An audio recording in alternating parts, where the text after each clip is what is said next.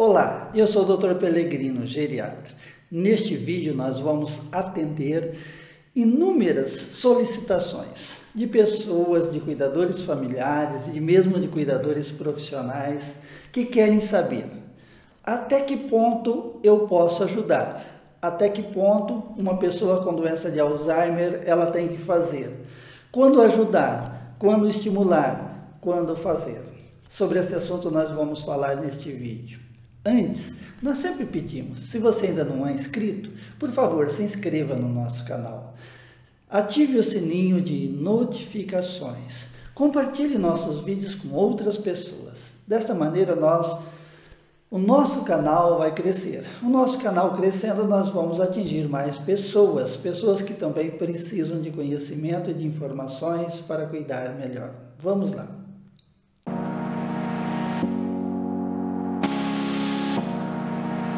São três situações bastante comuns, interessantes de você saber. Quando é que nós devemos estimular a pessoa com doença de Alzheimer ou outras demências a fazer as suas atividades, a sua higiene, enfim, preservar ao máximo a sua autonomia? Em segundo lugar, quando é que você tem que ajudar? Aí não é apenas estimular, a pessoa ainda preserva uma autonomia relativa e você tem que ajudar. Quando isso ocorre? E a terceira situação, quando a pessoa não tem autonomia nenhuma e você tem que fazer tudo por ela. Isso depende muito da fase da doença. Na fase inicial, bem inicial da doença de Alzheimer, você tem que estimular. Você tem que desenvolver, preservar ao máximo a autonomia desta pessoa. É a fase dos incentivos, você tem que incentivar. Você tem que fazer com que aquela pessoa faça o máximo possível e não fazer por ela. Aí começam os primeiros entraves. Normalmente, isso é bastante comum, uma pessoa já de idade e principalmente quando a pessoa está desenvolvendo a doença de Alzheimer ou outras demências, essa pessoa não gosta de ser exigida, ela não gosta de ser mandada, principalmente por um filho, por uma filha, por uma cuidadora ou por um cuidador. É muito comum a gente ouvir, olha, depois que a gente começa a envelhecer, as pessoas pensam que ainda nós somos crianças e querem mandar, querem exigir. Então, o mandar, o exigir, não é uma boa quando você quer incentivar a pessoa a fazer as coisas para preservar a sua autonomia.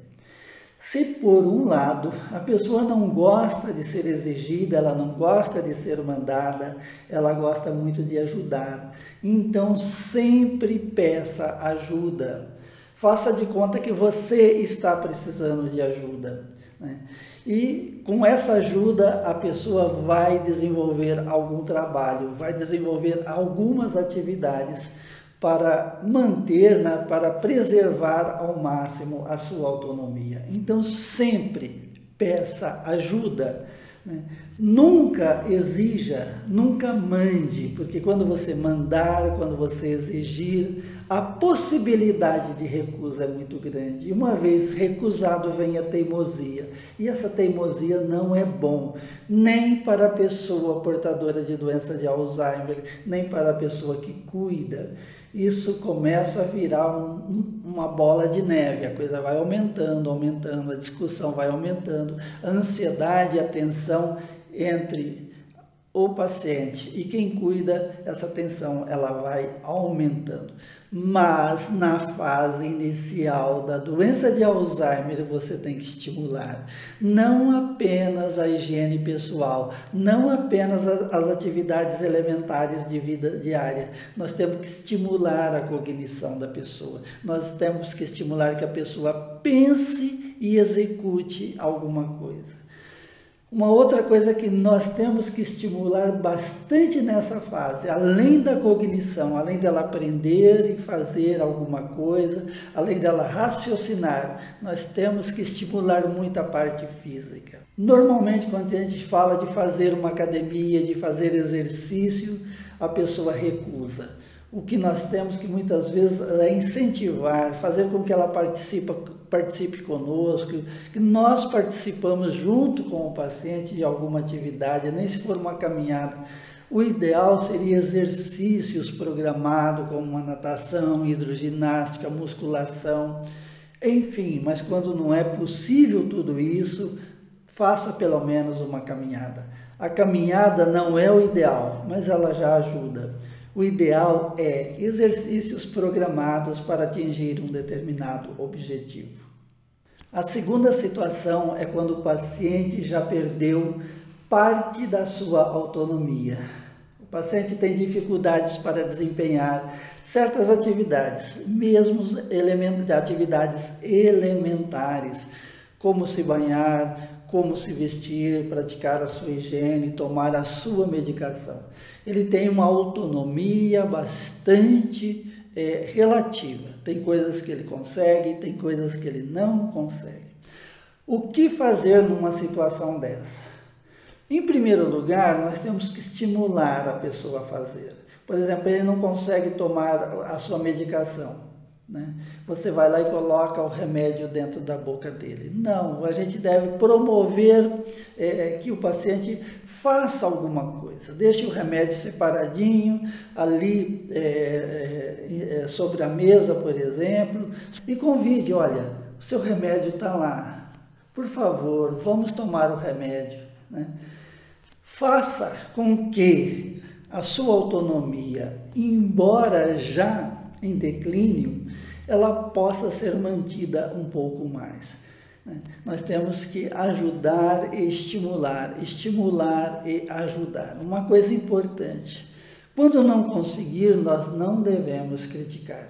Mas quando conseguir, quando ela fazer uma coisa, por simples que seja, como tomar um remédio, vestir uma roupa, nós devemos elogiar. Nós não devemos criticar quando não consegue, mas nós devemos elogiar sempre que a pessoa conseguir um mínimo, uma coisa simples, uma coisa banal, que para nós essa coisa pode ser simples e banal, mas para o paciente não. Na fase intermediária da doença de Alzheimer é a fase que a pessoa perde a sua autonomia, vai perdendo a sua autonomia.